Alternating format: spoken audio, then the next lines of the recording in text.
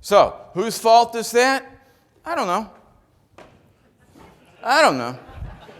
But the thing is, it's not his fault. It's not Bruce's fault. It's not. Bruce did exactly what he was trained to do and exactly what he was told to do. How do I transfer this stock in the most tax-efficient manner? I hate paying taxes. Right? So this is what they do. Right? But there's a consequence, and it doesn't rear its ugly head for another 25 years, but it's out there. Okay? And to the degree that that Rich had the foresight to have some family meetings and along the way talk about this shareholder agreement and make sure everybody understands that if you leave, you're going to get a discount. That helps. And quite frankly, no, not yet. Here's my show. But quite frankly, on the other hand, I can also make the argument as to why Ed should get a discount, right? Because really, it's not worth as much if you only have a little piece than if you have the whole. But the problem was, who really prepared Ed for when he went into that room? I'm sorry for picking on you, Ed. I'm just having fun. You're a good guy. Thanks for playing along. So valuation formulas and what they really mean. Okay. Exits. Now, the thing about exits is, nobody usually is in a particularly big hurry to kick the senior generation out. No, really. As likely as not, because that senior generation, they know a lot. They know a lot, including above which ceiling tile what is hidden. But they know things. Okay? And so that's a precious resource not to be wasted. Okay? On the other hand, what we have found is that in cases where the senior generation takes 5-8 years and says, you know what, on December 31st of 2020, I'm done, and announces that. You got 8 years to get ready. That's pretty powerful, and it has a lot of implications all the way through the system. First of all, it's going to push all the managers to get ready. Secondly, all the folk who were taking me out to lunch are going to start taking the likely heir out to lunch, and I'm not going to get as many lunch or golf invites anymore because I'm practically done. Right? It's going to force my wife and I to get ready, because spouses can become like these saboteurs and collaborators, right, against a real smooth transition of management control, of day-to-day management control. You know why that is? They don't want them hanging around the house either. So what's, and particularly somebody that's got like some engineering savvy, this is dangerous, because now they have money, power tools, and time. Not a good thing to have around the house. Okay? She doesn't want them. I don't blame her. Right? And this is a problem too. I mean, let's think about it. The wife doesn't want him at home. The kids don't want him at work. Where does he go? No wonder he drops dead. You need something to do that's meaningful. And so we have to create a meaningful purpose for these people. And then re-entry to ownership or employment if it doesn't work out. But you go, you grow, you get better. Can you ever come back? Strategic plans, estate and financial plans, next generation development. How are you going to get ready? As somebody asked, how do you demystify running a billion-dollar operation? It's scary. It's big. Right? How does that happen? Compensation for non-family management. How do we attract and retain these folks, without giving them equity? Okay. And by the way, I'm not a big fan of, what's it called? What am I thinking? Like Phantom Stein. There you go. If I die, Bruce is in charge. He comes right out. He knows just where to start. What are you going to do next? And really, ladies and gentlemen, if you're in that senior generation level, and if you're not going to be a chairman with a meaningful, or chairperson with a meaningful role, find yourself a therapist. And this is a major life change. Okay?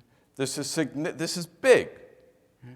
Find someone to work with, and figure it's going to take you probably 5 to 8 years to figure it out. What are you going to do next? Takes time. Shareholder education, values, vision, mission, strategy. This I've mentioned. Come on. One voice. This is important, particularly the bottom left. Owner goals. You have a family meeting? Terrific. I'm glad to hear it. Shareholder meetings? Fabulous. Family Congress, family constitution, all that stuff? Great. At the end of the day, though, at the end of that couple of years that you're doing this, really important for management and in order to maximize the value of the assets, okay, is for shareholders to speak in a unified voice around those 5 things. And actually, you could boil it down to 4. We could get rid of dividend expectations because we could make that a subset of liquidity. But the thing about growth, risk, profitability, and liquidity is that they are interdependent, aren't they? Those of you who run businesses, right? You can have more liquidity or less growth, but you can't have both, as likely as not. Okay? You can have, higher growth, or you can have less risk, but you can't usually have both. This is the finesse. This is the putting. This is where you score. Okay? If you can do this, you're going to do great. If you can't do that, get some help. And there are people to help. There are several cells here. What do I want all owners to know? Whether they work in the business or not. Number 1, why do we want to be in business? How do our values relate to or are reflected by the business? How to read a financial statement. Okay? The basics of our business and industry. Pack your siblings, nieces, nephews, kids, put them on the bus, in the car, and take them to Vegas to the next trade show, and take them there once every 5 years. Let them see, what's the competition doing, what industry are you really in, right? And how you compete and stack up against others. Okay? You have to teach them. They're not going to get it otherwise. Okay? And what's our culture and how to contribute to that culture. And don't forget, as likely as not, the culture of your business goes back to the culture of your family, which goes back to the values of your family. And as I learned at a recent course at the fancy place in Cambridge, Massachusetts, on strategy, just recently they said, quote, and these are people who know about strategy, right? This is where McKinsey neophytes are born. They said, quote, okay, culture eats strategy for breakfast. You can change strategy. Very difficult to change culture.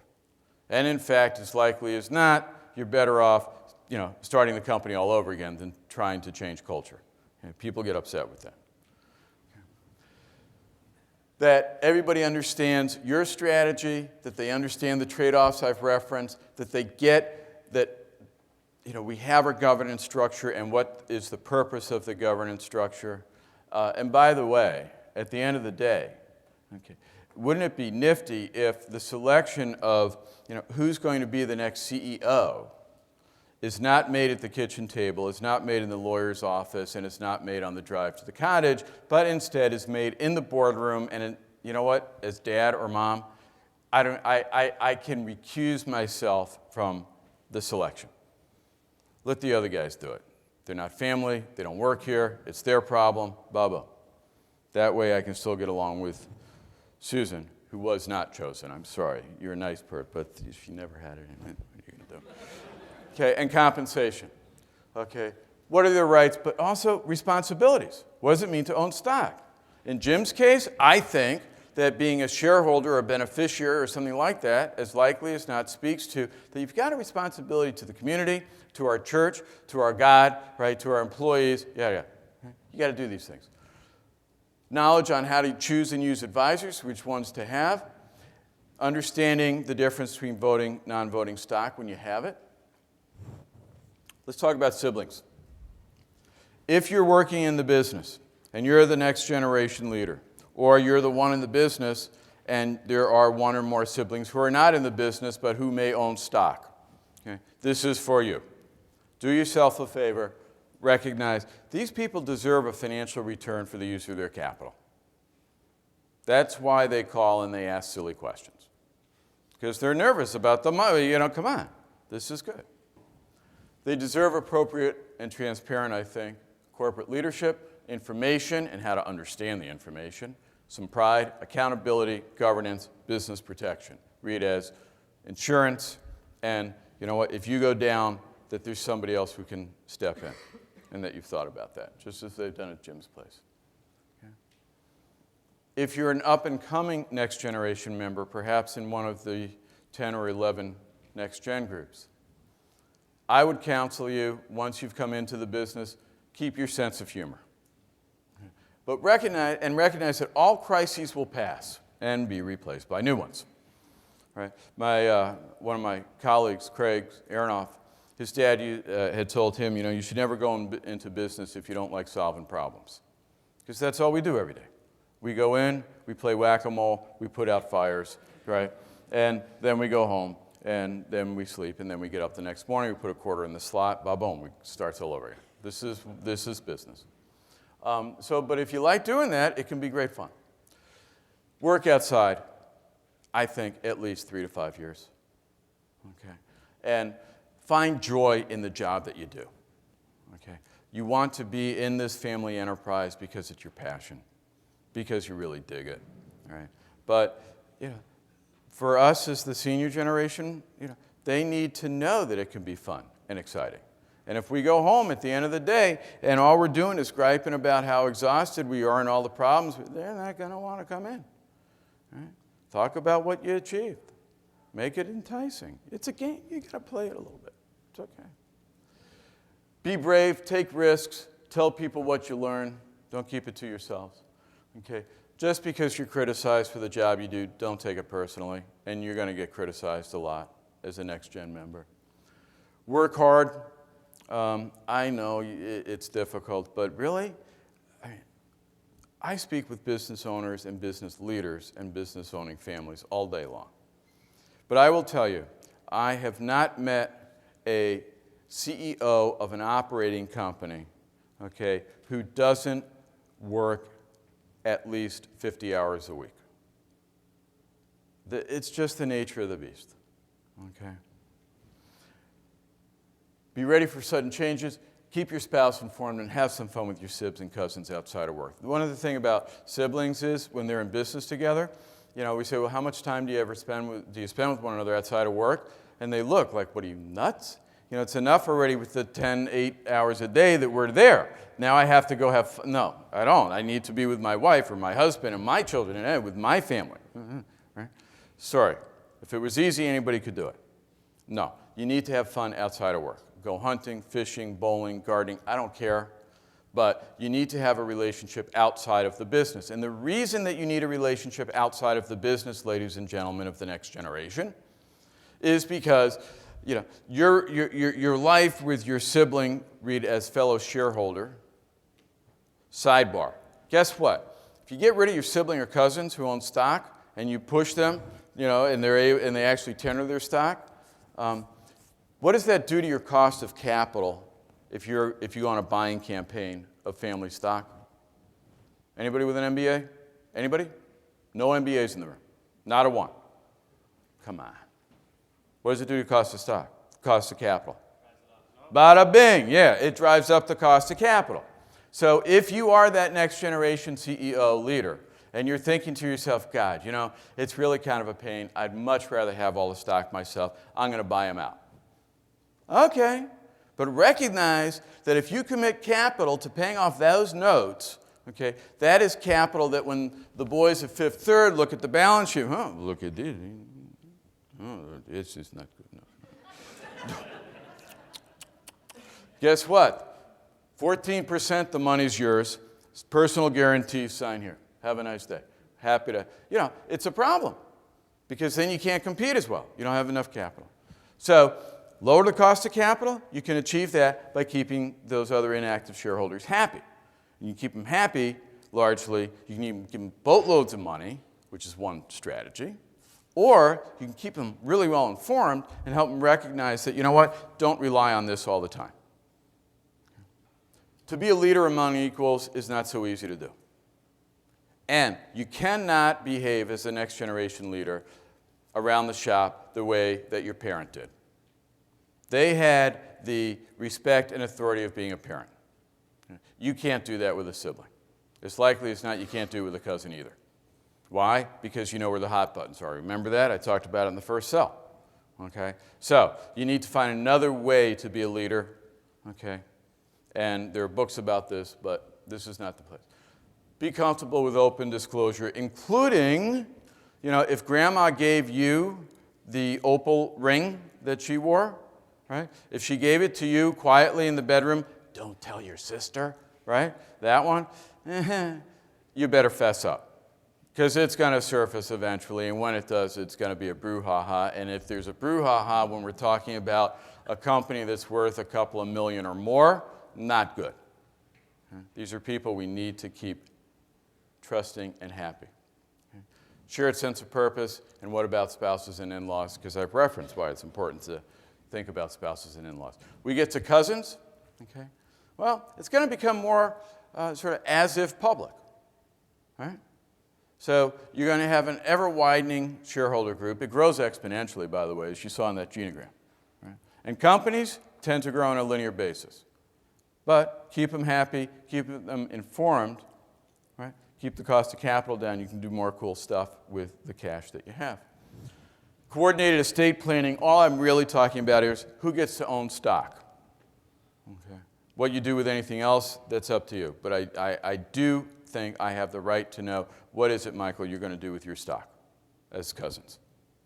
Because that could be my next shareholder. I'd like to know. And as Jim mentioned, start thinking about a non-family CEO. And in fact, what we see happening with the best cousin families is that they move from being business-owning families, or business-running families, to we invest in business-owning families, kind of families. Right? So we don't have to be active in the business day-to-day.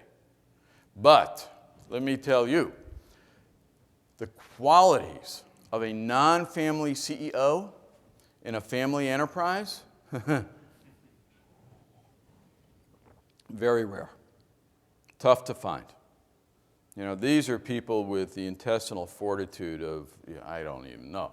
But it's tough because everybody's looking at this non-family CEO.